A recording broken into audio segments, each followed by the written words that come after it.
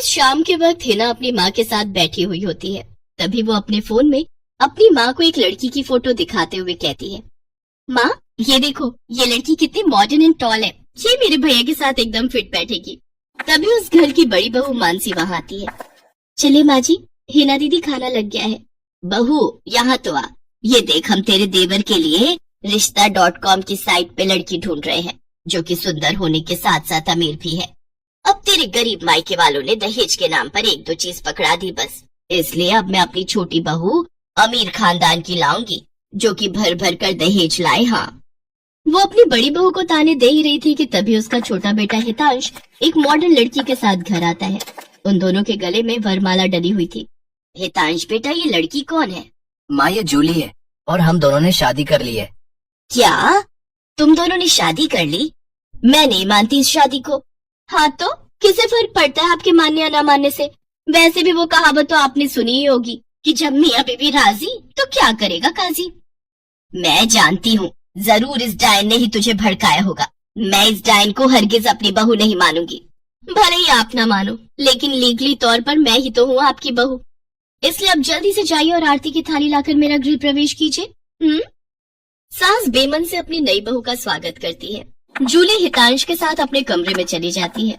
हे राम, माँ अपनी इस नई छैल छबीली के तेवर देखे, इसके तो रंग ढंग ही अलग है, बड़ा ही घमंड है इसमें। तू चिंता मत कर बेटी, कल इसका ससुराल में पहला दिन है, तुम देखना अगर मैंने भी इसका घमंड चूर चूर नहीं किया तो।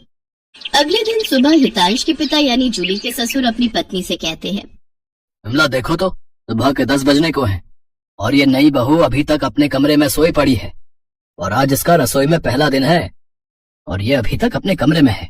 तुम रुको जी, अभी मैं इसकी खबर लेती हूँ। नई बहू, अरे ओ नई बहू। कुछ देर बाद जूली वहाँ आती है। क्या बात है मम्मी जी, क्यों सुबह सुबह इस घर को मच्छी बाजार बना कर रखा है? छोटी बहू, ये क्या तरीका है अपनी सास से बात करने का? हितांश, हितांश जरा बाहर आना तो।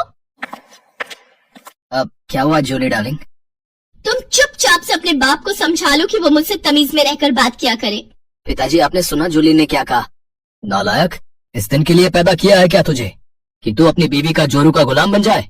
बस आपसे ही सीखा है पिताजी। जूली की सास खाने की लिस्ट नई बहू के हाथ में देती है और कहती है, ये ले, ये तेरी पहली रसोई की लिस्ट है। आज तुझे ये सब खाना हम सबके लिए बनाना है। और हाँ, उसके बाद किचन की साफ सफाई भी कर देना। सासू माँ, ना तो मैं खाना बनाऊंगी और ना ही सफाई करूंगी। बहू आई है घर में, कोई काम वाली बाई नहीं जो उसे आधी काम बता दे। भले ही ससुराल में मेरा पहला दिन हो, लेकिन इस पहले दिन से अब आप लोगों की जिंदगी बदलने वाली है। तो मेरी प्यारी ननद जी, पहले तो आप इस घर की साफ सफाई करोगी और सासू माँ आप बनाएंगी खाना, और वो भी मेरी पसंद का। मैं ये सब नहीं करूंगी, समझी? देवरानी जी, ये सब क्या कह रही हैं आप? हम इस घर की बहू हैं और ससुराल वालों का ख्याल रखना हमारा फर्ज है। जेठानी जी, इन जैसे फर्जी लोगों के लिए काहे का फर्ज? इनके साथ तो यही होना चाहिए। बड़ी जुबान चलती है तेरी, मैं तो तुझे छत से धक्का ही दे दूंगी, फिर तू भूतनी बनकर भटकती रहना। और ये हो गई आपकी कही बातों की सारी रिकॉर्डिंग। अब अगर सासू माँ आप बैठ जाते हैं। लेकिन अगले दिन सास ने दोनों बहुओं को सबक सिखाने का फैसला किया। अगली शाम रसोई से बर्तन धोने की आवाज आती है। दीदी, अभी तो हम रसोई में गए भी नहीं, फिर ये बर्तन धोने की आवाज कहाँ से आ रही है? चलो देखते हैं। दोनों अंदर जाकर देखती हैं तो अनुज बर्तन मांज रहा होता है, रोहन धो रहा होता है और बूढ़ी सास पार्वती खाना बनाने लगती है। ये देख उन दोनों को बड़ी शर्मिंदगी होती है। ये आप सब क्या कर रहे हैं? बहू, अब तुम दोनों से तो ना बर्तन धुलते हैं ना खाना बनता है, तो हमने सोचा हम खुद ही ये काम कर लेते हैं ताकि हमें रात की रसोई खाना तो नसीब हो। तुम दोनों जाओ और आराम करो। नहीं माँ जी, हमें माफ कर दीजिए, हमारी रहते आपको ये सब काम करना पड़ रहा है। हाँ माँ जी, हमसे भूल हो गई, हमें अपनी गलती का एहसास हो चुका है। अब से आपको कभी शिकायत का मौका नहीं देंगे।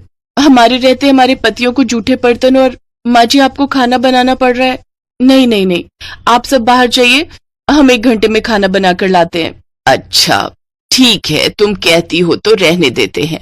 चलो बेटा। माँ और बेटे बाहर आकर खूब हंसते हैं और एक दूसरे को आंख मारकर कहते हैं, मिशन सक्सेसफुल।